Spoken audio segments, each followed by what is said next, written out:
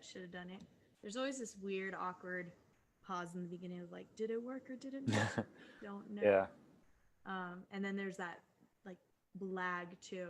The worst is when we do it at like Jeff's office and stuff, and then it's like a whole 30 seconds behind. It's so bad. Oh, here we go. We're on.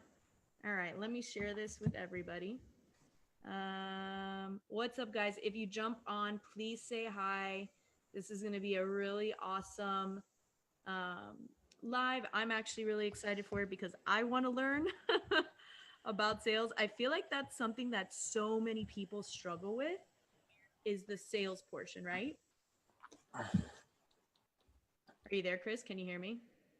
Yeah, sorry. Yeah, I don't know. I don't know if that was a question to me or like to the No, that public. was no. Yeah, We no, don't a really talk hundred, to people. 100%. Yeah, sales is, I'll get into a little later, but sales was something that is just super crucial to me in my business and something I just wasn't good at all. And as soon as I kind of figured a few things out, yeah, it really changed my business. So excited to, share what I know with you guys and take you through my process. Yeah, I feel like the two biggest things that people struggle with is sales and the client acquisition process, which actually right before this, one of my students messaged me because she was doing my pitch but not pitch method to some new client today. And I was really, actually, it's Angela. So congratulations to Angela. She killed it. And she is now sending the proposal, and they're definitely going to use her for consulting, which is awesome. But Awesome. it's the whole sales, being confident and all that. So guys, if you're on the live and you're struggling with sales, give us a like and give us a heart so we can start talking about it. I think I've sent it out everywhere. Broadcast. There's like 5 different platforms that I sent it out to, on top of Tasha tagging people. Actually, let me change this. This is probably better. Everybody's just looking at my face unless you talk, which is you probably don't want to do that.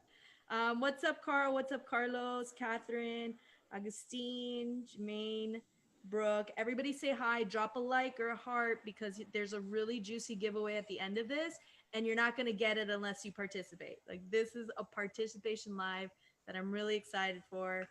Definitely made sure he was he's going to teach you, and it's pretty awesome to hear. So why don't you, Chris, why don't you give us a background about yourself, how you started, and how you kind of got to where you're at right now? Yeah, so my marketing slash business journey really started, I would say in like 2012, right after university. I got an internship with Beats by Dre Nice. headphones and speakers right when they were starting off. So it was Are you like, using, are yours Beats? yeah, they are. Yeah. Oh, you stayed you got, solid. you got, you got to rep the brand. Yeah. You stayed Um, solid. yeah, got to be loyal. So yeah, got an internship with them. Again, like really scrappy startup. I think there was like maybe 40 people total there. Wow. And yeah, just kind of started getting into the marketing world. I didn't even study marketing before that. Just really learned about, yeah, how to like leverage influencers and social media and, Twitter and Instagram and all that. And then after that, just really grew with the company. In 2014, Beats got acquired by Apple. So I was an Apple employee and got more of a sense of the more corporate kind of world and what marketing is in that, framework compared to a small startup. Then in They have some 2000, they have some good benefits, huh? yeah, good benefits. Yeah, it was a great experience. It really Yeah. was. And soon after that, I got poached by the Grammy Awards, which was really cool. How So do you got get to, poached? How do you get poached by the Grammy Awards? Like, how does that even happen? a recruiter reached out to me and yeah, gave me a really great offer, and I came in for like 4 interviews and yeah, ended up working for them. But that role was more of like a marketing PR like hybrid role. Um, so didn't do as much social media stuff, but learned a lot about communication and copywriting and stuff like that. Anyway, so then eventually I just got kind of burnt out, and I felt like I wasn't growing as fast as I wanted to. So 2016 decided to break off and just start my own business. I thought, I feel like I felt like I knew enough about social media and marketing and just that whole world. And, you know, I was still fairly young, you know, didn't have that much to lose. So started in It was 2016. only 3 years ago. It's not that I, long. I, I know I'm I'm making it sure sound you're like still young. a year in the life of entrepreneur feels like many Yeah, years. it So ages you. yeah, exactly. So honestly, so yeah, 2016, I really struggled actually for about almost a whole year. And one of the big things I just didn't know a lot about, which is very fitting, you know, for our conversation, was really sales. I knew my stuff. I knew how to run ad campaigns. I knew the tactical stuff, but when it came to just like outreach for clients and how to close them and how to pitch my services and like what should the offer be, I didn't even think through any of that stuff. That was, and I just like, I would go knocking on doors of restaurants. There's like hotels near me. I just went to them and was like, hey, can I do marketing for you? Like I was absolutely clueless. So then I would say late 2017, early last year, I just started picking up, you know, sales and just learning more about, you know, client acquisition, just really fine tuning my packages and my offers, and things like really started growing. And then within the span of about or about 6 months, from April to August or to September last year, I like 5x my business to 30K a month. And then I was like, okay, I feel like I have the process down. And yeah, just kind of took off from there. So Yeah. um, So if yeah. anybody wants to hear what that process is, hashtag teach me now or teach me Tuesdays, because this is replacing Teach Me Tuesdays just because so normally on Tuesdays I do a Teach Me Tuesday, but I figured this was such a good teachable lesson that it was appropriate for the day. So if you guys want to learn what his method was that literally what is that 10x whatever 3 times his income to 30,000 a month, it's a lot of money. To let us know, hashtag below, and he'll share it with you. And so there you go, hashtag Teach Me Tuesdays. So why don't you jump into that? So you talked about knocking on people's doors and going to the hotels, being a real human being, talking to other real human beings, right? So that's part of it. Yeah, definitely. I think, and look, I grew up like extremely shy, like just didn't talk to a lot of people, kind of, you know, was very reserved. Honestly, still kind of am. So just the idea of like going out there, like talking to people, like really pitching was like terrifying to me. Um, so I guess the first thing I did was I was really told by a lot of like gurus and stuff that I have to find a niche. Um, which I actually agree with, but I spent so long, and I feel like a lot of people struggle with this too. My students, you know, when I first onboard them, I always struggle with like finding that niche. Like who do I focus on? Like doctors or chiropractors or restaurants.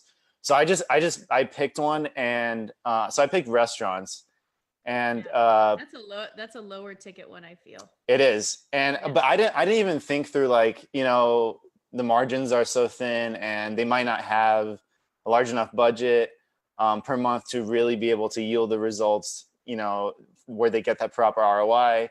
I saw a lot of people do like huge discounted offers, but then when you do the math, is it like, again, what's that real return for the Yeah. restaurant? So I kind of struggled there. I did get a few restaurant clients.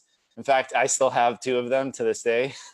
um, but yeah, so one thing I really learned straight away was, why don't I just like become a generalist for a bit and work with all different kinds of companies and businesses and just see what really resonates with me, see what processes work, and just test, like split test, you know, Yeah. split test different clients. So I started doing that. I um feel like that, not to interrupt, but I preach that, right? Because one of the first questions everybody asks is, what niche should I go into? And I keep mhm, saying, stop niching, because what happens is, like, for example, everybody kind of knows me as a spa person. I have a franchise of spa locations, but that's not necessarily my niche.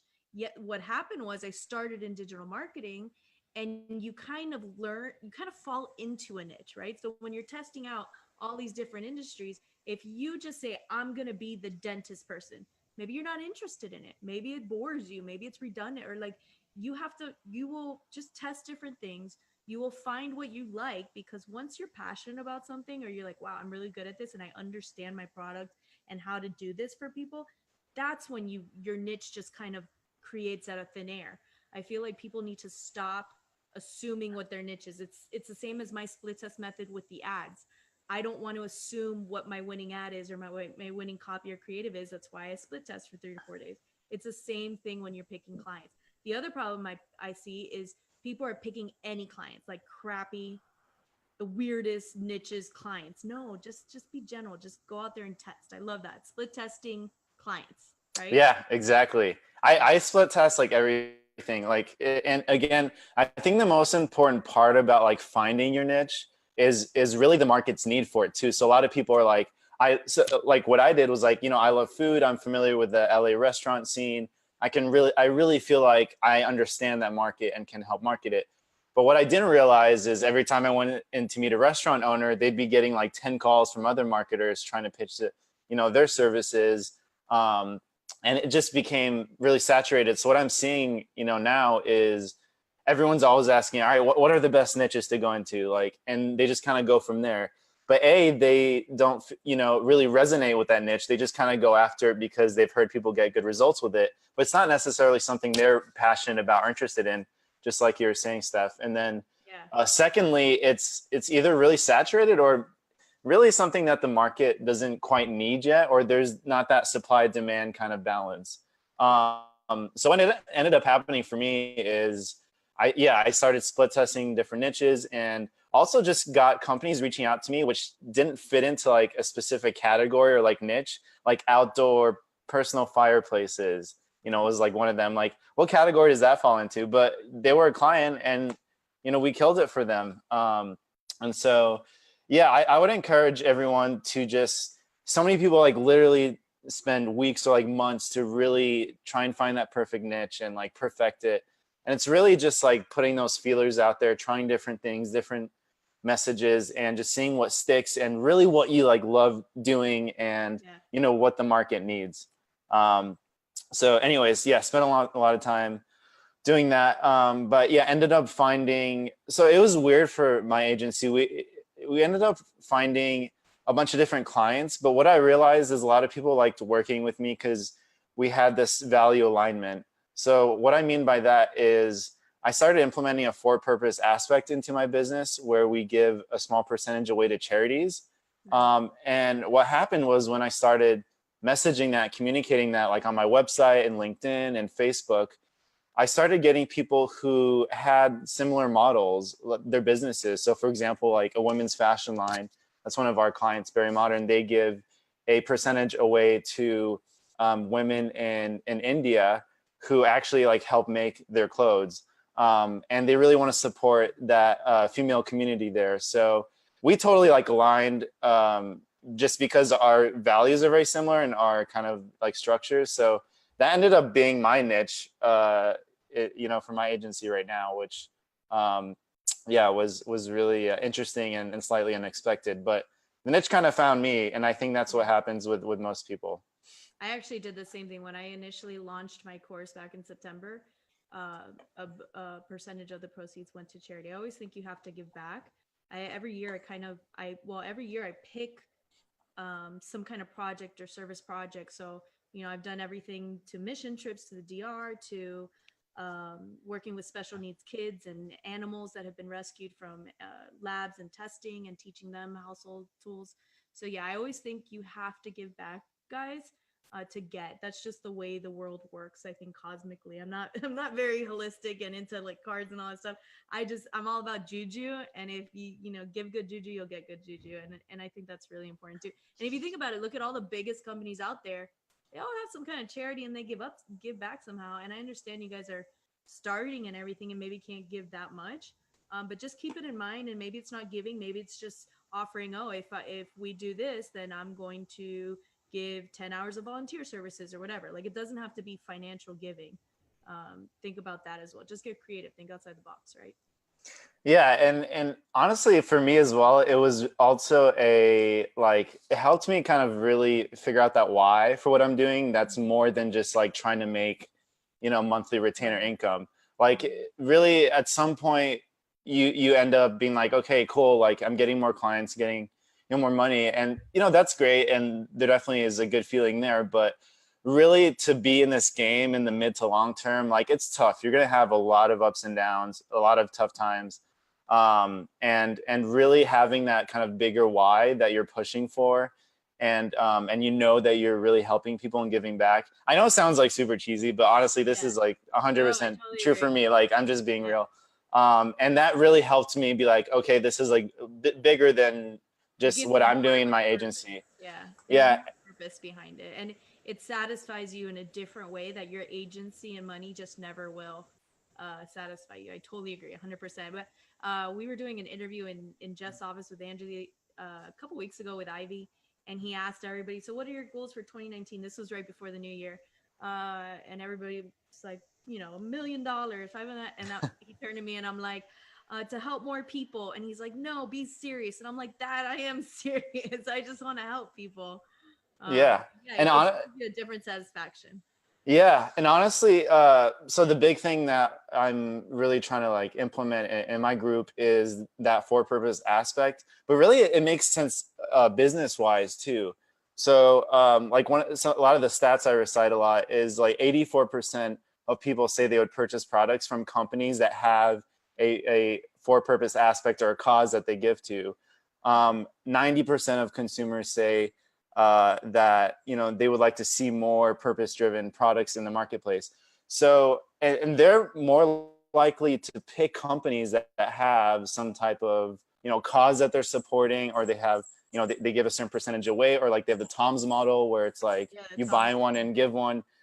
So they're more likely to pick your company and give you their money versus just your standard one that's just trying to make money. So it's good business too. And just by giving more, it's a power of reciprocity too. Just giving more, you also, receive more, and that cycle continues.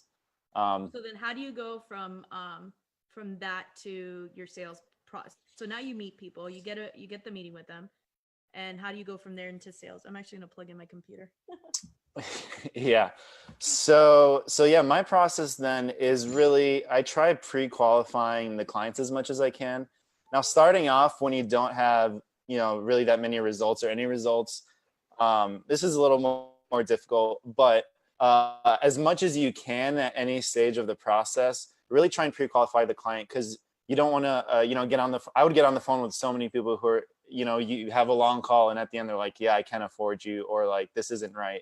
So what actually I do is I have people go through almost like a mini funnel on like my LinkedIn or my Upwork profile, basically give like all the relevant information, like a little hook in the beginning, highlight some of the results, like really the services we offer, and then, hey, if you're interested in working with me, schedule a call. And they click on my Calendly, and then there I ask them, I have a drop down of the different services that we have. So it's like page management, your ads, email marketing, and basically have them tick off which ones they want. And then I ask them for their website so I can go do a little research on them. And then lastly, this is the most important part, is I have them tick off a box of their monthly marketing budget. And I start it at 2,000. So I'll have it like 2,000 to 3,000, and 3,000 to 5,000, and then all the way up to like 20 plus. Because if they're not currently spending, or they're not willing to spend on marketing, like why even waste your time? Yeah. And the way I framed it too is not like, how much are you willing to pay me? It's like, what's your monthly marketing budget? Like, just give me an idea of what you guys currently have. And honestly, a lot of people are going to get to that point and they see that it starts at like the 2K range, and they'll be like, honestly, I can't afford this. And that's good, because you don't want to keep getting on calls with people who just can't afford you. And feel that out for whatever stage you're in. So again, if you're starting off and offering services at like 500, start it at that point, but just make sure that you have that before they schedule a call with you.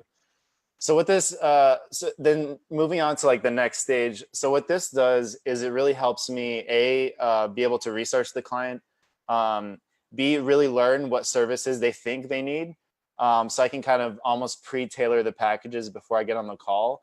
And then lastly, I know roughly, what their, budget is, and I can kind of adjust basically a pitch based on that. Now, I honestly, we do have kind of set packages. There are certain things that kind of, depending on. I know somebody asked a question, but Oh yeah. are you only offering Facebook ads, or what are those services, those packages that you have? Yeah, so the most entry level, cheapest one we have is page management, which is honestly pretty easy. It's and basically we charge based on the number of platforms we're posting for, and then the number of times a week we post. So I think if it's like, let's say, 3 times a week for 2 platforms, it's like $8.99. Then each platform you add, it goes up by $100. So really, yeah, so that's one of the packages. Second one, which is our main package. Do you have a team that's like manually doing that, or is that you? Yeah, so I have a few people. I have Sarah on my team, who's an awesome copywriter, just really good at writing up ads. Tess on my team as well. And yeah, basically they take care of that. They know kind of my thinking and process. And all I do each month is just look over and kind of approve it and give any input. So for a lot of my students, I encourage them to actually, if they're not comfortable with ads yet, or it's still a little new to them, page management's kind of a good way to get your foot in the door. And in fact, a lot of clients, if you end up doing well in that, you end up upgrading to doing ads for them, and you just slowly build there, and then your retainer gets bigger and bigger and bigger. Yeah, I actually, if I think about it, that's when kind of how I started. But it was managing all their social media presence and getting targeted followers to where now, for the franchise, for example, just in South Florida alone, they have over 70,000 followers and they had zero brand in the area, 4 years ago. So yes, they started there too, where now it's just an add-on to their package and they don't want to turn it off because it's been working for so many years. But I actually set it to where I automate it, the postings, and I haven't touched it for like 2 years, but I still charge for it.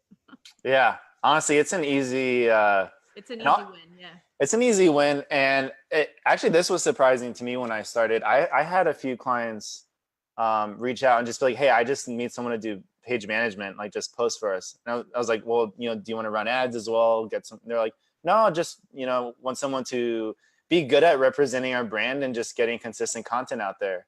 I was like, oh, okay. So there's a lot of companies that are looking for this. They're not just looking for like, immediate sales, and also, well, it's really a good way to, again, put your foot in the door and have that as a service, especially if you're starting off. They're comfortable with what you're doing, and then right. Oh, look, this cool new thing came out in Facebook ads. Did you want to try this? And this new thing is out. Did you want to try it? So at that point is when I start using my clients as guinea pigs. Which actually my client that came on the live last week, the spa client, said that she's literally my guinea pig, and that's how you kind of upgrade them from there. Yeah. So actually one of my very first clients, so it was a restaurant. They honestly didn't pay me very much for monthly management, but what happened was I ended up pitching them a video that we did for them. They paid me $4,000 for that video. Then I ended up redoing their website. I was just like, hey, I really think we could do a better job. Ended up paying us $4,500 for the website. Wow. So, and then the owner was like, yo, I want to keep you in long term. We ended up going to Malawi to film this mini documentary for a charity that he's supporting, like through the restaurant. It was just like crazy. So this is, again, totally just a great way to get your foot in the door. Again, if you're just starting off, and to really kind of build your trust and rapport with your client. So yeah, that's how you keep them long term. Exactly. So in the actual, we were talking about, or I know what the main thing we're really interested in is that sales script that you said, that you use, and that's pretty much how you closed, over $100,000 in less than 6 months. So what is the strategy, or what does that sales script kind of look like? Yeah. So honestly, I've iterated it and like updated it almost like every 2 weeks for a few months now.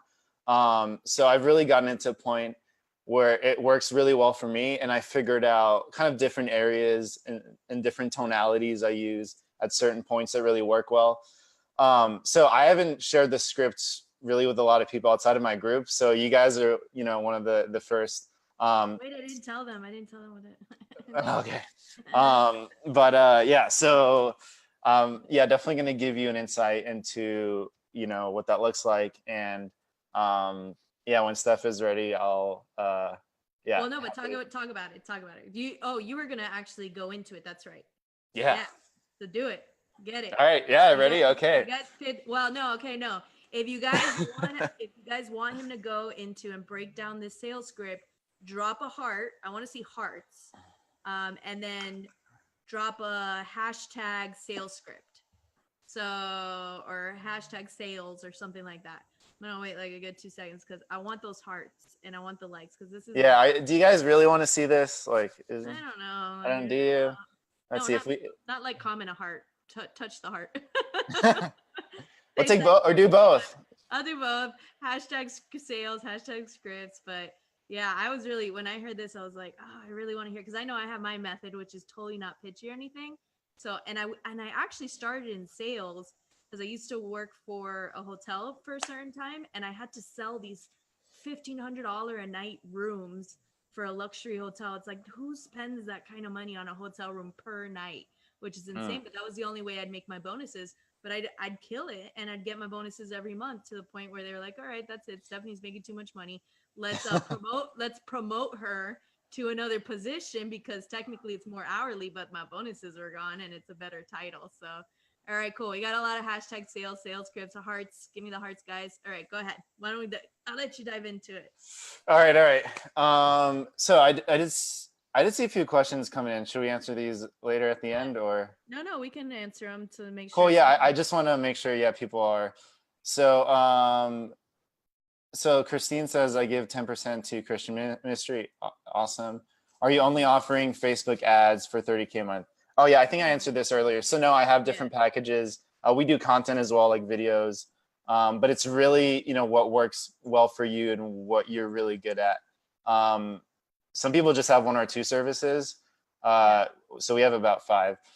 For Facebook, I have about the same. I don't only ads is my main thing, but technically I have other services that I offer as like upsells because like exactly. I said, you can make your retainer, but you can only handle so many clients yourself. So you're not going to make more money unless you offer those other services. So whether it's if you have to white label it or you have to learn it or you figure out a way to automate it like I do, that's what I teach in my course. I give you all these bonuses to literally automate these systems and you can literally just take your paycheck every month for it. Exactly. You have to have, that's why I say stop being the Facebook ads person. I say it in every freaking live. Be the digital marketer that solves your clients' problems and you will stay long-term with them, guys. I promise. Exactly. Yep. Here's another question, Brooke. For Facebook ads, do you charge a set fee for the first month or just charge management?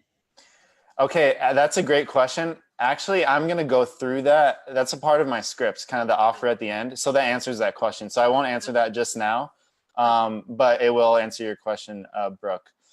Okay, cool. A lot of sales scripts. All right. All right. Okay, guys. So I'm actually going to talk you through line by line. Steph was like, you need to give some value in my group. You need to teach them some stuff. So this is like literally the line by line sales script. Nobody comes in here, guys, unless they're giving you value. That's my rule. That's you got to thank her for that. Yeah. I don't waste anybody's time. Cool. So. All right. So guys, before I go through line by line, actually, really your pitch starts before the call. And it's really a preparation, right? So one of the most important things is just doing good research on your client before you jump on the call. Like really have a good idea, because a lot of the calls that have gone really well for me were because they saw that I noticed all these little details about them. Where I was like, hey, I actually saw that you guys did a post like last week and it was this. And they just get really impressed that you took that little extra step to go do that research. So before you jump on any call, just do that research, go on their website, go on their Facebook page, go to the bottom left where it says info and ads, see what ads they're currently running, do a little spying, and that will really make a huge difference in your call, guys. The second thing is make sure you're in a really quiet place. Make sure there's not a lot of background noise, and the number of Facebook lives and things that I think those are a little more casual, but like I hear sirens in the background and like things going on. you want it to be as quiet as possible so they can really hear you, so you can really make sure it's clean, and that, you know, they feel like you're in a professional environment when you're And your talking to them. background matters. You guys saw my post just a little while ago. I was recording some video sales letters for a marketing summit and some other stuff, and your background matters. So keep that in mind. Clarity, your camera matters to the point where sometimes you don't realize it's just a thumbprint on your camera, and all you gotta do is take some Windex and clean it. So just keep all those things in mind before you jump on a call. I totally agree with that. I think that's a big problem that people don't pay attention to. Yeah, actually, in fact, I realized after doing a few lives that the camera on my laptop is like kind of scratched up, and I went like 3 days ago, I think, to actually buy a webcam for my laptop because I was like, I need to get better picture, you know, and things like lighting. Expensive. Like it's worth it. It's an investment in your company. Super worth it. And actually, guys, studies show that the most important thing is sound. So you definitely obviously want, as you know, really clear picture if you're doing a Zoom call or Skype or whatever with your prospect. But it's really important to have clear audio and, you know, a clear microphone, and obviously make sure you have good signal if you're on a cell phone. Again, really obvious things, but these little small things make a big difference. I promise you. It's so obvious, but people don't do it. Yeah. Yeah. All right. So the other thing I'll say is come into it confidently. And I know this is easy to say and not as easy to do sometimes, but really get in the mindset of, honestly, they need you more than you need them. And really come into it thinking like it's not the end of the world if you don't make the sale.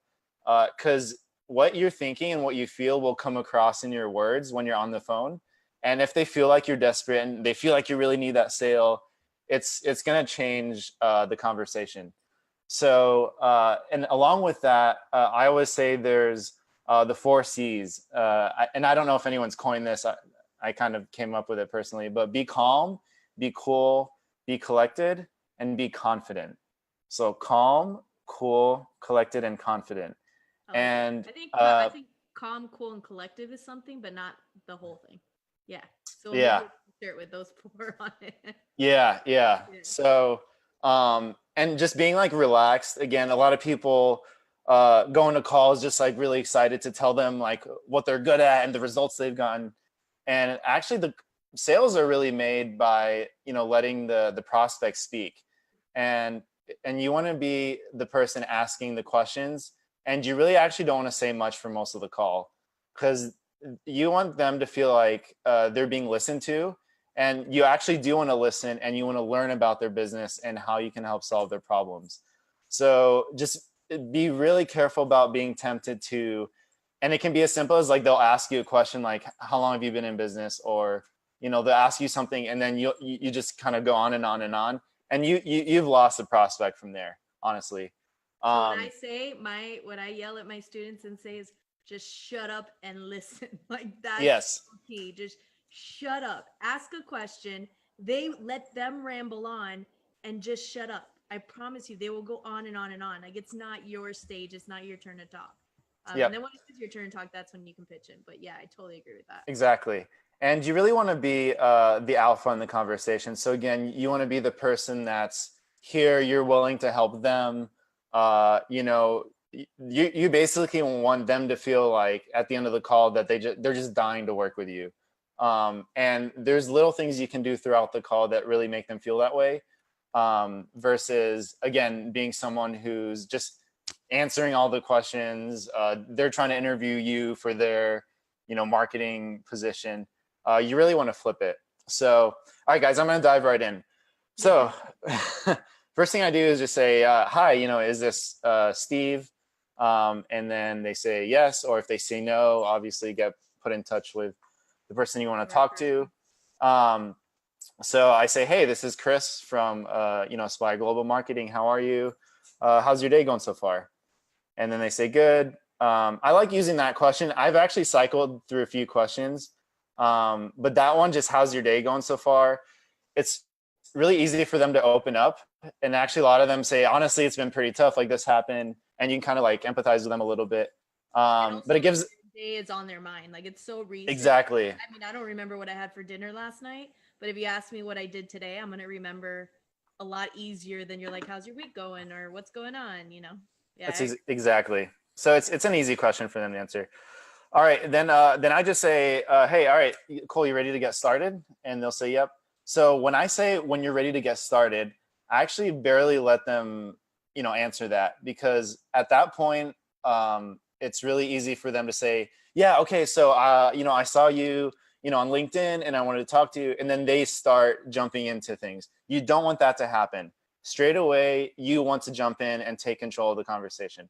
So after you say, all right, ready to get started, as soon as they say yes, you can even like interrupt them and be like, okay, great. So how this call is going to go is I'm going to ask you a few questions about your business first, so I can honestly simply get to know you better and get a good understanding of your brand or your company, and see some of the challenges you guys might currently be facing. So I'm going to ask you a few questions, and then at the end, tell you what I have to offer. Does that sound good? And they'll say yes. Now, that's probably the longest you'll talk in the entire conversation until the end. But there, you're basically taking the reins and you're saying, hey, this is how this call is going to go. I'm going to ask you some questions. At the end, I'm going to give you an offer. And then, you can make a decision by the end of the call. So that also puts them in the mind frame where they have to realize that by the end of the call, they should be making a decision whether to work with you or not. Because a lot of people will, at the end of the call, they'll say, oh, okay, let me think about it and I'll get back to you. 80 to 90% of the time, you're not going to close that deal. No. Honestly. And I split tested this a lot. And even calls that went like super well, I'm like, oh my gosh, we're in, things are good. They don't get back to me. It's all about closing at the end of the call. And I'll show you guys how to do that. So then I just say, hey, Steve, in your own words, give me just a quick overview of your company. Then they'll just kind of blabber on about the company and how great it is. Then I'll say, what kind of customers are currently buying your products? So then I start just honestly asking them questions about their company, truthfully, just to get to know what their company better, or their brand, just what they're doing, how big is it, like what have they had success with, what haven't they? So I just say, okay, what kind of customers currently buy your products? So you're getting an idea of who their target market is. And then I say, because I mean, the target market might not always just be on Facebook. And you're not going to know that. So you may pitch Facebook ads, but reality that maybe their audience was somewhere else, Right. Exactly. Yeah. And is it, you also started getting a sense of, is it leads that I need to be generating for them? Are they selling products online directly? And then, so then I asked them, what are your best selling items? So this gives me an idea of like what's really working for them. And sometimes I'll ask a couple additional questions like, why do you think this is the best selling item? Sometimes they'll say price, sometimes quality, sometimes, they'll give you an explanation. Then the next question is really important. So then I ask, okay, what are the key things that make you guys stand out? So why are you different than your competitors? So this starts turning into, they're pitching me on their company, like why they're different, why I should go with them. And also this is actually the key part where I use this, for their ads and to really differentiate themselves. And then secondly, also, if they can't give me a straight answer or a good answer on this, honestly, it's kind of a red flag. If you can't say why you're different or why you stand out from your competitors, that's kind of like, okay, I don't know if I can like really help you, especially if they're like starting off or if they're really struggling. If they're not confident in their own business, how are you supposed to promote and be confident in theirs, right? I mean, yeah, your marketing, it can only really be as good as like the product or service that you're selling. Yeah. And if the market doesn't want it at the end of the day, then, then maybe they're not a good fit to work with you. So then I say, all right, do you guys have anyone currently doing your marketing right now? Because sometimes they do and it's not working out well. Sometimes, they don't. Most of the times they don't. So I just want to understand what they've done so far and what's worked and what hasn't. So I say, do you have anyone doing your marketing? And then I say, how's that going for you guys? So getting engaged on if they're happy with that or not. Then I say, cool. So do you have an email list? And if so, how many people? So this is actually crucial, especially if you do e-commerce, for doing custom audiences, to be able to, retarget or target immediately or create a lookalike audience from their email list. It also helps me understand, do they have like a solid existing audience already, or are we just literally starting from scratch? And it helps me kind of frame later on, what the timeline is for their sales cycles and such. So then I say, okay, cool. What's your current marketing strategy for getting new customers? And it's interesting. A lot of time they give pretty vague answers.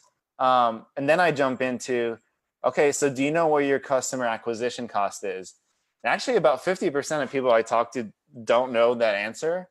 And they actually get a little bit embarrassed because they like, well, we haven't like really calculated yet. And I think, and they kind of stumble on their words. So, and I do this on purpose. I put that question there because the next one I ask them, which is the most important question on the entire call, is roughly how much revenue is your business doing per month right now? And I really, if there's any question you really want answered crystal clear, it's that one. Honestly, sometimes they're gonna lie to you if they're not comfortable with giving you like a straight answer. But a lot of times they'll be straight up, and it helps build trust as well. And your tone here is really important. You want to say it really casually. So the way I say it is like, okay, cool, George. So yeah, roughly what are you guys making right now in revenue? And another reason they answer that question as well is because right after the customer acquisition cost question, if they're not really sure what that is, on this next question, they know the answer of how much they're making per month. And so then they, because maybe they're a little flustered by not being able to answer the previous question, they're more comfortable with answering their monthly revenue question. And the reason I ask how much they're making per month is because I want to learn where they are. And then later on, and then right after I ask them, okay, where do you want to go? So how much revenue do you want your business to do? And you basically want to paint that picture of like, they're here, they want to get here, and you are the gap, the bridge that's really helping them connect Bridge there. is better in my head. I was thinking ladder. Well, actually ladder is better because yeah, you're going up. You want to move them up, right? The revenue ladder. So yeah, you really want them to visualize, oh my gosh, Stephanie or whoever it is can help me, get from where I am now to here. Yeah. And when you use concrete numbers, it makes it really that more realistic. So let's say they're like, yeah, we're making about 400 grand a month now. So I say, okay, great. So where do you want to be in the next 6 to 12 months? And then they give me a number. Usually it's like double that or some bigger number. And then I say, okay, I think we can help you get there based on what you've told me. And I repeat that 3 times before the end of the call. So I say, okay, Greg, or Steve, so you want to get from 450K to $1 million a month, right? And so then once I get that in their head, I finally say, all right, do you want me to tell you a little bit more about what we do? At that point, they should pretty much know what we do based on what's on our LinkedIn and Upwork and profile. But I just basically say at a high level, I keep it a little vague intentionally. I say, so yeah, here at Aspire, our area of expertise is helping businesses increase sales through digital marketing. So just like you said, Steph, I don't say, hey, we're a Facebook ads agency. I say, we help, businesses, or if you have a certain niche, we help doctors, get a lot more sales through digital marketing. That's how I frame it. And then I just say, we're split into, so this is going to be different for everyone, this part, but I say, we're split into 2 departments. We have content creation, where we do video and photo, and then we have the distribution, which is the ads and page management. And then I just kind of leave it at that. And I actually go quiet. And so at this point, you then want them to ask you a few questions. You want to answer the question, but then be quiet right after. And it's really, really tempting and really easy here to like ramble on but just don't. Keep it at a high level and keep it vague and answer, their questions. But because what happens is if you keep going on and on and on, they're then gonna, in their brain, start thinking of all these other questions to ask you based on what you're saying. And it basically gives them more opportunity to be the alpha in the conversation. So again, short kind of answers. You obviously want to answer their questions, but you want to be pretty quiet after you answer that, and just let them ask you stuff. Let them And like then meld on it or whatever. yeah, and you don't, because you want to keep their brain in the point where it's like we're helping you go from here to here, and not get too distracted on all the tactical stuff. Yeah. Right. You want to keep it in the big picture on like how you can help them.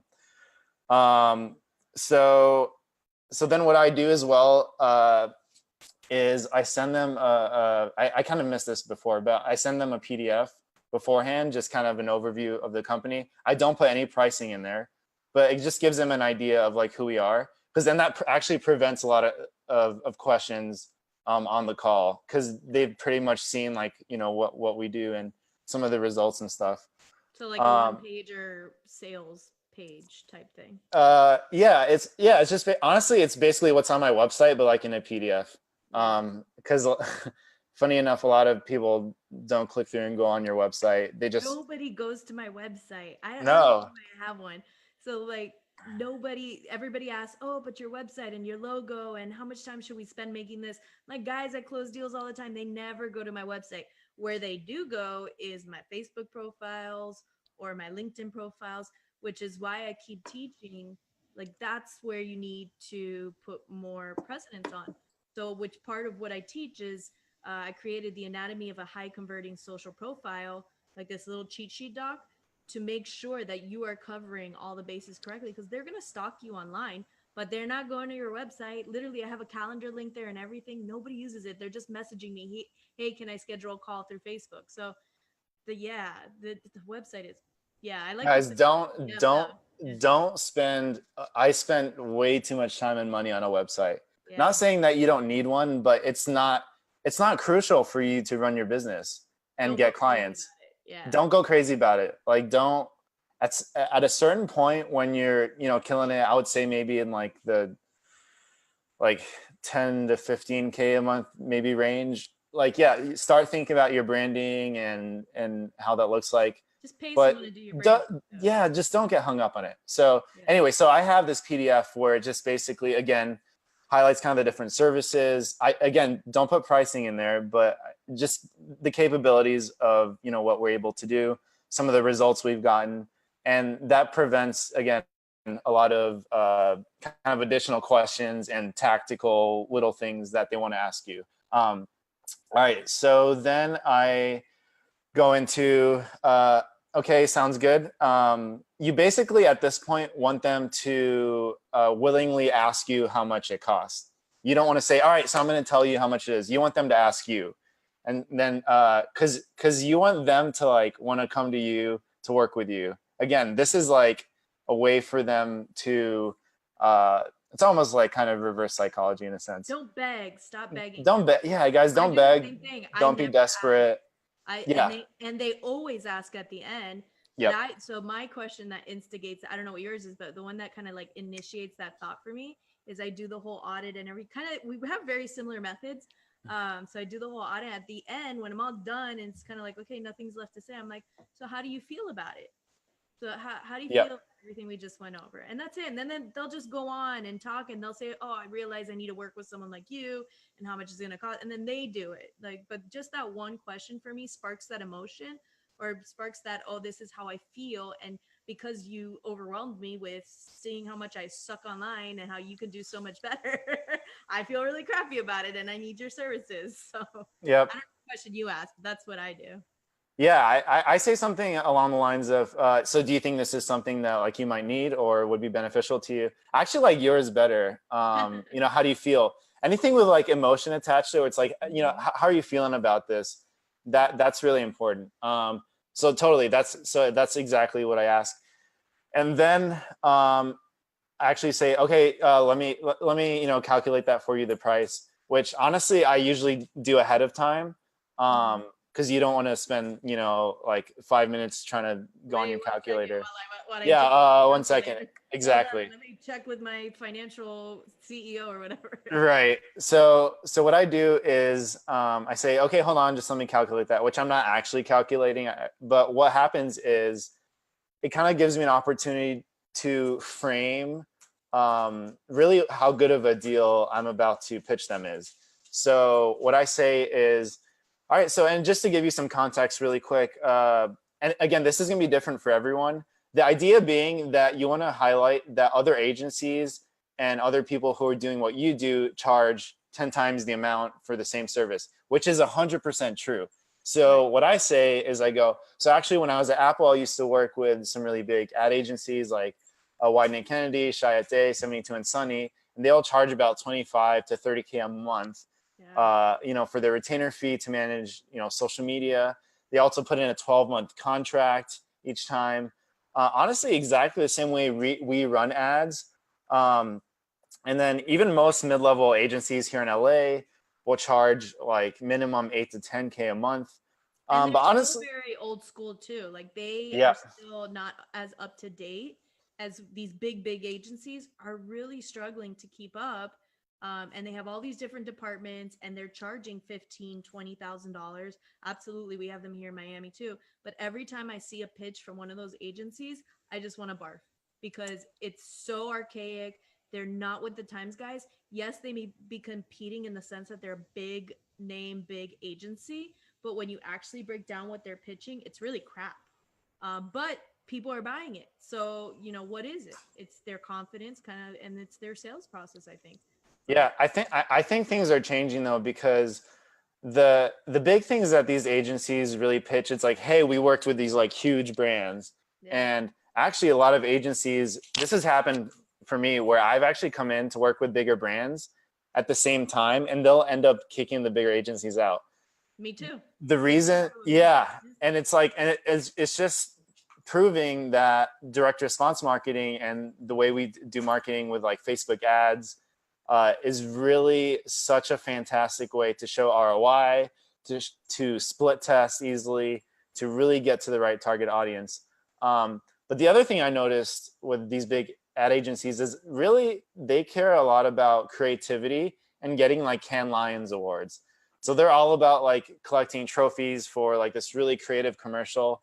But every meeting that I had with these agencies, it was like, okay, but you know, how did this ad affect sales? And they can't tell you directly, you know?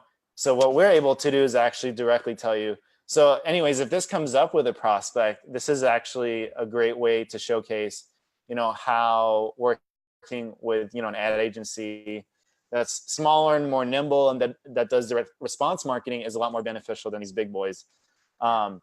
So anyway, so I talk through like, you know, how much really these other agencies are charging. And then, yeah. And then I go into my package, and notice also I highlight things like, you know, they have long contracts, which, and Steph, I know you do the same. I just charge month to month because I'm confident in what we do.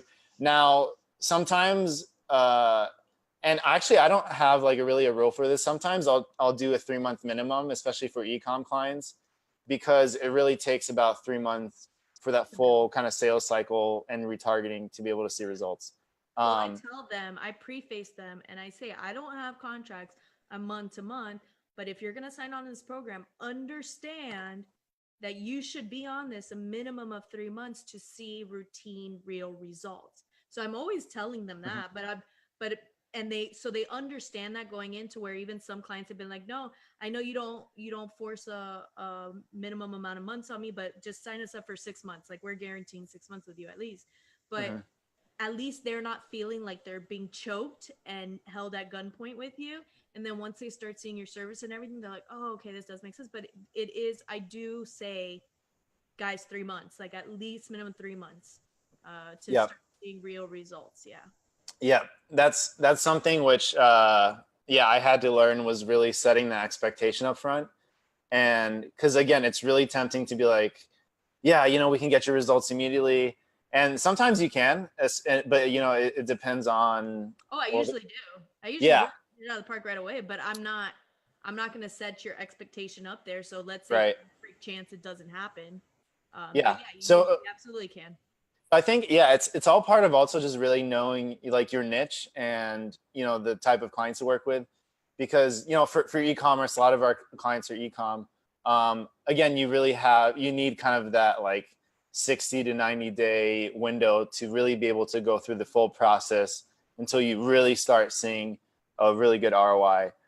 For local businesses, at least in my experience, it's been a little different. You can get them, results pretty quickly, with a great offer and do it that way. But all that to say, yeah. So when I close them out, so I'll just say, all right, so my fee for managing things for you is X amount per month, plus a one-time setup fee of Y, of whatever you decide to do. I think mine is $450. I've kind of been slowly moving it up. For the ad spend? No, for the setup fee. Oh, the setup fee. See, I don't charge a setup fee. That's interesting.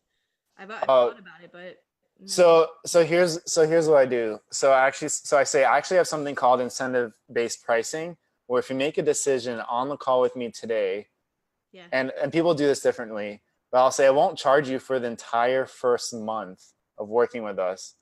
And your first retainer payment will only be due after 30 days of working with us, but you still have to pay the setup fee. How does that sound? Which really it's the same thing. And it covers, and I always calculate it so it covers my cost plus a little more. Yeah. So, but always think, oh, I'm getting a free month. Yay. Yeah. Exactly. And they'll be like, well, and actually I rarely get this. I thought I would get this question a lot more, but if they ask, well, why do you even have to charge a setup fee? Honestly, the bulk of, especially Facebook ads, the bulk of the work is done up front. It's putting together the strategy for split testing. It's putting together a bunch of different ads to test. It's just really putting everything together. It's the build of. It's the build, and that, you want to make sure that you're being compensated for that, upfront ahead of time. And so that's what I justify the setup fee for being, which is 100%, true, and really does take up work in the front end. But yeah, then the client's mind, it's, oh, I get a free month. And it makes their decision a lot easier to be able to work with you right at the end of the call. So yeah, in a nutshell, that's basically how I close them out. There's definitely objections that come up sometimes, especially with pricing. I'm not going to go through all of them, but yeah, I can share that with you. Like one or two top objections that you may be running. Yeah. So overall, what I'll say is money is usually the biggest one. Like, I can't afford it. And basically you have to paint the picture of like, okay, well, you've been doing what you've been doing for a while. How is that, going to change if you keep doing what you're doing, basically? And they'll say, well, it won't. That's but the definition of insanity. Yeah, that's right. Then the other biggest one I get is, well, let me think about it, or like, let me talk to my partner. And I'll really hammer down. I need a decision by the end of this call, or else, you're going to lose, the opportunity to get that first month free. Now, a lot of times, if they do have a business partner where they're like 50-50, or if it's a family business, they have to talk to their wife. I understand that. So I say, all right, so let me extend this for you for 24 hours. And I'll say, okay, when are you going to talk to your business partner? I'll talk to them like first thing tomorrow. Okay, great. So I'm going to follow up with you tomorrow at 10 a.m. And check in with you and, get everything sorted and signed up there. And they'll say, okay, cool, 11 a.m. So give them a very specific time that you're going to follow up with them. And I never give them more than 24 hours. Every hour that goes past after that call, it's less likely that they'll get distracted. They'll be unsure about going with you. So you really want to make sure that you get them by the end of the call if you can. Yeah. And then do you ever get the problem of where they say, yeah, I'm going to work with you, whatever, blah, blah, blah. You hang up, but then you don't hear from them. Yeah. So that's why, again, I immediately email them after, and in one email I say, hey, really looking forward to working with you. Here's my agreement, DocuSign agreement. So, and I still see so many people do this where they have an agreement where you print out and you have to sign and scan. Oh, man. Guys, you actually lose deals by doing that. Make it really easy for the client. So they go on DocuSign, press 2 buttons, contract signed, done. They have to pay you. Then I say step 2, submit your upfront fee or your first month's fee for PayFunnels. Click on the link, boom, done. Third thing I say is fill out our kickoff form. Also happy to share that, which basically asks them a bunch of questions about their brand, their login details, their strengths, weaknesses, all that good stuff. And then the last thing I just say, all right, and then when you're ready, let's set up a kickoff call and get things started. Then on the kickoff call, go through a timeline. Hey, it'll take about a week for us to put together a strategy. It'll take another 4 to 5 business days to put together the creative and copy. Yeah. You go through all that. Boom, you're done. But really, I have a step. So excited to work with you. Step 1, 2, 3, 4. And then the last one is, here's the payment information. We get started the second you pay. And then there's a 14, depending on the type of business, but 14 to 20 day setup waiting period of when we actually get everything launched and going. Yep. So it also gives you time to build everything, because you don't want them to pay you and then think, oh, it's not on the next day. It takes, takes a little bit of, not 14 days, but it takes a little bit of time to get everything set up, guys. So you have to face that as well. And yeah, set that expectation. Again, it's really easy, for them to be like, all right, so can we get the first ad running by this weekend because of this, this, and this? Or, Valentine's Day is coming up, and they'll put pressure on you to try and do that. And it'll be really tempting to be like, yeah, okay, sure, we can do that for you. But it's gonna mess you up. It's gonna mess you up long term, because they're always gonna know that that's how long it takes and how much little effort it takes, right? So yeah, maybe we rushed for 3 days to put it out before Valentine's Day, but now every time you run a new campaign, they're gonna be expecting it to be done in 3 days. Exactly. So you're setting yourself up for long-term problems. Exactly. I totally agree. All right, there's a bunch of questions. Oh, all right, cool. We've been on here. I don't want to keep you too long, because I know we've been on here for almost an hour now. So let's see. Sales. Augustine says, my favorite first opening sentence is, why did you get started in your particular business? Yep, that's a good one. Yeah. Angela says, how do you calculate the sales cycle? Like if they don't have an email list versus if they do? That's a really good question. Very honestly, I just kind of know now based on experience, but I can tell you that typically it really depends on the type of business. And that's why this is a big benefit to having a niche, because you can basically like repeat this for each prospect that you talk to.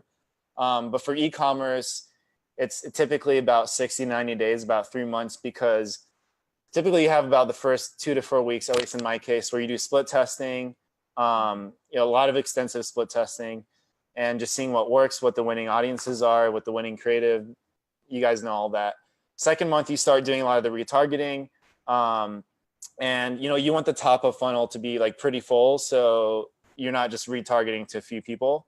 And then you do that in you're doing it the second month, because one, off the data, I know that, but two, because, so I just noticed this actually today, and this is the first time I see it. I don't know if you've seen it and maybe I just missed it. Facebook is if you create a new ad account, because I don't know about you, but I create new ad accounts for every one of my clients. If you want to upload their customer file like I used to, you have to wait. You have to wait till you run a couple ads, and you have like, I don't know how long the waiting period, but they don't, when you have all the options for the audiences and customer file is the top one, it's not letting you when you have a brand new ad account. Are you talking about, the email list? Mm-hmm. Well, you run into that? I've only started for clients like 2 ad accounts ever. Like typically they have something where they've either like tried and failed miserably, or it's a much bigger company where they've like spent quite a lot. So I don't know if that's specific to maybe because you're starting your ad account, but I haven't found that in my experience. The only reason it's taken longer than usual for anything to like upload or go through is because it's like a really big list, or that's different. That's where you still can upload it and they're just processing it. That I've always this is new. I think this is literally brand new, and I just ran into it today because I've never had this issue before, and I use custom audiences all the time. So it's run a couple ads, and I think after a week or two it'll let me do it. But shit, like that's annoying. Yeah, honestly, I haven't ran into that. I have noticed though, there's a lot of like, especially brand new ad accounts, Facebook are getting much stricter with like they'll flag your ad a lot more often, even if there's no good reason to. Like if you appeal it, then they'll be like, oh, okay, we were wrong. But I've noticed that like they're way more lenient for accounts that have been going on for a little bit. But yeah, honestly, sometimes if you start brand new from scratch, you might have a few bumps. But really just work with Facebook, to make sure you're compliant. And also when you do split testing, don't throw out, I would say more than like 5 to 6 ads at a time. Like I just put out a few, see if they get approved, and then I'll do the whole bunch. Because that's an easy way to get your ads flagged as well. You're talking about initially for the campaigns, like 5 campaigns as opposed to like I literally do anywhere from like 5 to 8 ads, just actually ads at a time, not campaigns. Because anything like more than like 10, I would say, if the majority of them get flagged or like not approved, that's really not good for your account. So yeah, I start off really small, and then once they get approved, then I do the whole flood. I throw up like 30 something in my. Yeah, I mean, honestly, most of the time they get approved, but like there's certain. Maybe you have a touchy industry, right? So, or like you kind of learn what Facebook thinks. Like for example, we worked with a sober living facility, which like they ended up flagging a lot for like, this is a house or income. I forgot what the wording was, like housing opportunity that's you're targeting certain like ethnicities or something. And I was like, this has nothing to do with that. But I knew that they might flag it or think that it could be one of those types of ads. So anyways, let me answer some other questions. I think actually with my spa clients is the accounts that I've been flagged with the most, because every time I throw up a picture of a woman getting a massage, it's nudity and they even flag it saying this is political ads. I'm like, seriously? There's a woman getting a massage. But I appeal every single one and I win every single. I've never not won an appeal. Because I actually get mad about it. I'm like, seriously, Facebook, are you stupid? Are you blind? Yeah, like, me too. Not see, there's like not side boob and it's just a massage. It's fine. And then they're like, okay, stop yelling at us. It's fine. So I say literally, you guys said like this, and it's nothing to do with that. And then they'll be like, you're right. Just call them out. If you have decent results in one niche and want to try a new one, do you charge your regular price, or do you think it's more fair to charge less until you get experience in the new niche? These are all service-based businesses, no e-com. I disagree. What do you think? Do you charge your regular prices, or do you think it's more fair? So she's saying no, and you're doing a new industry, should you charge less because it's a new industry and that's not your niche? No, I think, look, if you have results and you know what you're doing, like you're skilled at Facebook ads, you're skilled at what SEO, whatever you're. I think she's fairly new. I mean, I've seen a couple. Well, I mean, my point is like if you're working with a certain niche already and you've done some work and you're comfortable there, there's no reason to, only because it's a new niche, to charge differently. At the end of the day, charge based on what your value is and maybe a little more. I agree. But there's no reason to do completely different price. Says, I love that. How do you feel about what I shared with you? Yep. I asked one owner yesterday, tell me how much he spends, 25 to 30 a month. I asked 2,500. He said, no, $25. I fell out of my chair and obviously passed out. Yeah, no. Those are the clients you don't want to work with. $25 a month is going to get you nowhere. So are you sure it's not 25,000? No, he said he corrected the guy. He's like, is it 2,500? And the guy's like, no, $25. So I was like, guys, this is why you have that question before they schedule a call with you. This is exactly why. You get this info before, because let's say it is $25. One, you can either go into that, if you do decide to take that call, go in with a downsell. So my downsell, or actually my agency's capped out right now, but my downsell was always consulting. So it's like, okay, you can't afford me at this level, but I'm more than happy to do consulting, and these are my rates. So when somebody's putting, my marketing budget is this and it's too low for you, just always have a downsell. Like, don't cancel them out. I keep saying that consulting is not a bad thing, guys. It's great if you really do the math. So for example, I charge for $1,000 4 calls a month, so $250 a call. If I literally got 10 clients in consulting, that's $10,000 a month for working 4 times 10, 40 hours in an entire month, when people are making less working 40 hours in 1 week. So consulting and consulting's less work than running their freaking Facebook ads. So think about it. So don't always go in with, don't count those people out. I totally agree. Like, don't go with shitty clients, but have a downsell for when, and so you don't have to discount your services. You don't have to devalue yourself. I do the exact same thing. That's my exact downsell, consulting. And a lot of time, and again, it's another way to build trust, and eventually, once their business has grown or you're done with the consulting, they'll come back to you later and hire you for retainer fee. Absolutely. Can you give me an idea of the minimum monthly revenue a potential client should have? I feel like I approach people who just make too little. So what's the minimum that you usually look for? You said 2,000, right? That's a good question. Yeah, that's a good question. So yeah, I start off at 2,000 with the assumption that like the smallest package or service we offered starts at like 1,500. So I have an idea that they can afford me. Honestly, there's no like specific number. I don't say like, hey, if they're making like 10,000 a month, that's a minimum number. All I know is that, if they're willing to tick a box, I mean, they're actively and willingly telling me that they're able to afford to work with me. And that's what matters, the most to me. So yeah. Okay. So next question. Also, do you see a decent ROI for social media management, or do they just feel okay compensating you for the time and work put in for the management? I've seen tons of people saying not to do it, so I've avoided trying to charge for it. So I agree to where social media management is not worth the money you make. But if you automate it the way that I have, it's absolutely worth the money. I don't know how you feel about it. Yeah, I think, look, it's not like Facebook ads where you can just show the ROI. And honestly, it's more of a brand awareness, brand building type thing. Honestly, like I have, I think like 3 like very corporate clients that I work with that just needed someone to like put posts up for their page. They have ads that are working for them. They have their methods, but they just need someone that's good at copywriting and a little creative. And so, again, I'll charge like anywhere from $1 to $2,000, depending on how much, they need.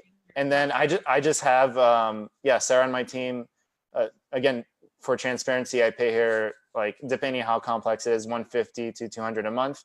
And I'm making at least $1,000 in margin, just by doing that. So again, that's kind of like an automated thing each month. It's really easy to do. So if you're white labeling or you have a staff person that you're partnering with to do it, yes. Me personally, it's time consuming. Oh yeah. Doing it yourself is super time. Yeah. It's time consuming and labor intensive because of you have to get really creative and this is not for me. What I do is I found, I met with every program you think of, even Facebook, and nobody was giving me what I wanted or what I needed in a program for social media management. And finally, I found one that I literally took 2 days out of my life, 2 to 3 days. I did it with my assistant at the time too. And we created content for my franchise for up to, I think it's like 6 months worth of content. And it's kind of like evergreen to where, because people forget content after 3 months. And also it's generic content. So like Wellness Wednesdays, Massage Mondays, or whatever. And once it gets to the bottom of the line, it evergreens back to the top again. So you're just recirculating that same information, but nobody remembers it. But I've literally had that on auto run. Now, if it's anything specific, like promo wise, that's when I tell the clients, like, you go and manually post your promo. But I charge for generic branding type. And then all I have to do is literally every time I get a new location that wants to do it, all right, turn on, that's it. I don't even have to re-upload it. It's already uploaded in the system. I just have to say who gets it. So it's actually pretty cool. But yeah, if you're doing it that way, I'm all for it. But if you're doing it manually, you can't do that in Facebook ads, I feel like. Like Sarah cannot do Facebook ads full time and social media management. I don't think so, right? Yeah, right. And again, really, I would recommend, so who asked this, Josh? I would recommend, again, like as a foot in the door, like I wouldn't have it, like we have this option available just because, again, bigger corporate clients, kind of ask for it and we're like, okay, but I really try not to focus on that at all or even bring it up that much. Really, you want to focus on your core services that bring ROI to your clients and really you can showcase results for, because any client is going to want to see that versus, oh cool, you put up really great looking posts to uphold the brand. So it's really a kind of a foot in the door, an entryway for yeah, totally a foot in the door. yeah. Carlos says, do you use the onboarding docs? We kind of went over that. He asked certain questions when he's onboarding, like what does your business do, and then what marketing have you done? So that's kind of like your onboarding, right? Yeah. And yeah, I mean, I'm happy to it's public. I'm happy to share what my onboarding form is. And I'm sure Steph has one that she can share. But I actually don't. My onboarding oh, okay. documents are so I have that pitch but not pitch method where I never pitch the call, but it really closes every time. But it's more of like a social audit type process that I do. And then my onboarding docs is once they're like, okay, we want to work with you, I shoot them this email which has this PDF that goes through, this is what I need, this is what you do, yay, nay, photos to take. Like it goes through all the instructions, so I'm not sending 100 emails back and forth. It's literally like, here's the one email, here's all the information you're gonna need, let's get started. And then literally they literally sign up within the same day or the next day max. Just by that on, that's what I call onboarding docs, but I know what he's calling onboarding docs, the Jeff Miller onboarding docs. So oh, got it. Yeah. How I've been referring to it is the same as you. It's once they sign up. That's what I asked them. Because I guess my version of onboarding docs would be, what's your monthly retainer or your monthly marketing budget and that stuff. So so totally different. So one more if you have the time to get it, blah blah blah. I get a lot of clients who tend to prefer waiting till the 15th of the first to sign. I understand why, and I can explain why. Any way to get around this and convince them to sign and pay today? Thank you both so much.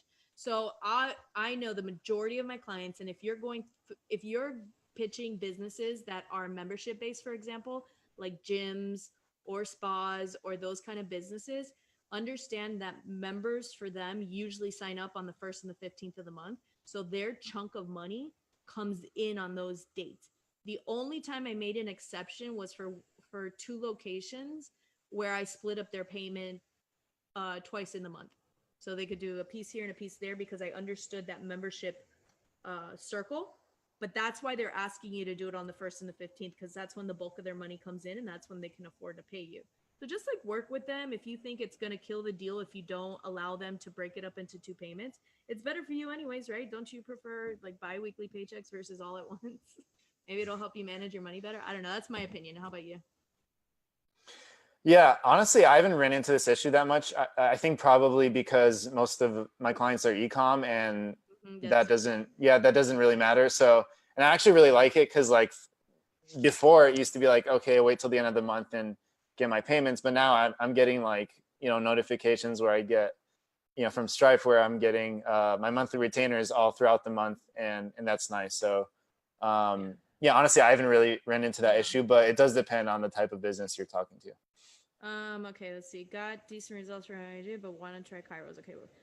What platform you found useful for content? Not sure what you mean, Lenny. I think, you probably mean like a Hootsuite or like some type of scheduling. I don't use any of those. I hate them. And Jermaine actually put underneath, I love Meet Edgar. I've tried them all, guys. I love Meet Edgar. It does exactly what Stephanie was just talking about, but it does cost about, but the one I use does more. And the one I use, and I really only share it inside my course for my students. But I mean, it's public. Everybody can find it, but I love it because it has this one function that nobody else had, which is key, right? So let's say I have multiple locations, or let's say you have multiple gyms, right? They don't even have to be the same business. It's the same niche, right? So you create a category for your niche, you upload the content, and what happens is, let's say they're local within each other, or for example, my franchise, some locations are literally 10 minutes apart and they share audiences.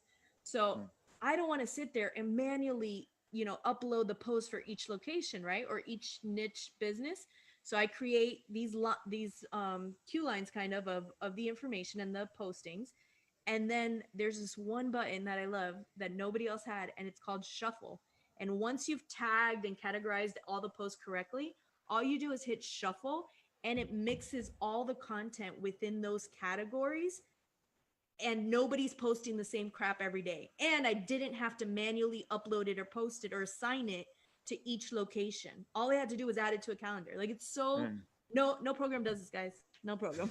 Like I hate MeetEgger, I hate Hootsuite, I hate what are some other ones? There's so many out there that just I've never, maybe one will trump it one day, but so far no. I've been on this program for like almost 3 years now and I love it and I charge for it and I haven't touched it. So yeah, that's just me. Yeah, I think for me, because again, our clients that have the service where they need the daily management, they're bigger brands and they're more concerned with like, you know, brand reputation and like how they're perceived and that they have the right aesthetic for their images and the right brand voice in their captions. And they just need someone who understands that to do that well. Branding's key. Branding's key. And so really the process that we use is, you know, I have, you know, my people on my team basically do it in one sitting for the month ahead. And we split it out. So the first week is kind of content curation. So either, you know, us taking photos for them or we'll get stock imagery, which is most of the clients. Second week, put together the copy. Third week, you know, I approve it. And then third and fourth week, the client approves it. And then basically you just schedule it natively on Facebook. I've also tried a bunch. We use Hootsuite sometimes for like Pinterest and Instagram and Twitter, but I've tried I'll share with you my program. Yeah, no, I'm really curious about that. Yeah. But I have tried some of those like automated ones, but for bigger clients, like they want very like tailored, like specific that's like content. So my franchise has their own content, but my franchise has multiple locations, and so I already branded all of that content, and every location can use that branded content. So it still works for the bigger business too. I promise you. Yeah. All right. Well, I'd love to see what that is. Very cool, guys. So what's the juicy little juiciness you got for everybody that we spoke about earlier? Everybody. Yeah. All right, guys. So everyone on the live right now, if you're on, first of all, we've been on for like an hour and a bit. So thank you for sticking with us. Hopefully you got a lot of value. So as a reward for you guys, I just want to give you straight up the script, like line by line. And not only that, I have the whole 2 pages of typical objections that people give. So I can't afford it. You know, this, that, all the typical stuff, show you exactly how to answer that. How to overcome objections. That's like how to overcome that. And guys, by reading these answers too, you'll kind of, it'll help you with your mindset when you get into the call. With really being able to understand how you can help people, you know, solve their problems. Because at the end of the day, we're here to just really help people. We're not here to like convince someone to like pay us money. And really, you're helping them realize that they do really need help. And if they're going to keep doing what they're doing, it's you know, they're going to keep getting the results that they get. So really, the way you handle the call and these objections really helps you understand that. And yeah, basically helps you in terms of how you think when you jump on the call with a prospect. So if you want it, you need to hashtag Chris is awesome. Chris is awesome. Hashtag Chris is awesome. Anybody who hashtags it will get it to you. Those of you on the live will get it to you as well. I know I've kept you on for a really long time. I'm so sorry, but hey, we had like 35 people on this live. That's pretty awesome. That's one of my higher ones. Yeah. So if you guys saw value, drop a heart, drop hashtag Chris is awesome, and we will get that script and the objective of overcoming objections thing, which actually I have in my course, but for my clients. So we created the front desk scripts, and part of it is the overcoming objections in it too. So that's key for all businesses, not only for your own, you know? Yeah. Cool. And yeah, guys, look, and also feel free to like tweak it around a little bit, make it yours. This is, again, I've like pulled from a lot of different resources, books, see what people are doing. And I've really made this my own. So there's a lot of parts that are very unique to me. So make this unique to you guys, like with how you typically talk, with how you know, ask questions. Make it yours. Yeah, don't, because like exactly, and people will tell, right? So so that's the only kind of like asterisk I have. Like give you guys a script. But really make it your own, internalize it, and just tweak it over time until you really find that perfect combination. Yeah. And Um, practice. And the other tip I'll give you guys, which goes with these sales scripts, is that when I worked for the hotel, like I don't know if you guys noticed, but I suffer very badly from RBF. If you don't know what RBF is, which is resting bitch face, but I'm like never mad or upset, right? But sometimes like I'm focused, so I look like this, right? So people think you're upset, and that'll come across on the phone as well. So what we used to do is actually put little mirrors by the telephones, and we would watch ourselves as we did the sales call and smile. So if you're smiling as you do the sales call, it comes across on the phone, or even more now we're all doing Zoom calls. Put the mirror, get like a little dollar store mirror, put it up if it's going to help you, because I've gone on one too many of these calls that people are monotone, they're not confident, they're like, oh yeah, this is the service that I offer, and so you can't do that. So my little tip is get a mirror. It helps immensely, and it helps with the practice. So I think combining all of those and making it your own, guys. Do not be a robot, do not copy and paste. And I say this for ads too, because I see everybody just copy and pasting everybody's ad copy. No, like take it as inspiration and then make it your own. So anyway, so I'm not going to keep you on any longer. I know you have family and dinner time is going to come up soon. It's past my dinner time, but thank you so much for coming on. Remember, guys, hashtag Chris is awesome, and we will get you those scripts and objection documents. But yeah, thank you. I love you. yeah. Yeah, thank you guys for tuning in. One last tip, if you guys can too, there's a few kind of call recording softwares out there or apps. One I use is called Tape a Call Pro, and it really helps, especially when you're starting off, to just like listen back on your sales calls, and you'll really notice things that you didn't notice during the call, and it'll really help you figure out like the kinks or like places in the conversation where maybe the prospect's tone changed a little bit, or something just kind of like shifted, because those are the things that really make a difference in the call. So record the calls, yeah, listen back, or just do like a video on your computer while you're on the phone.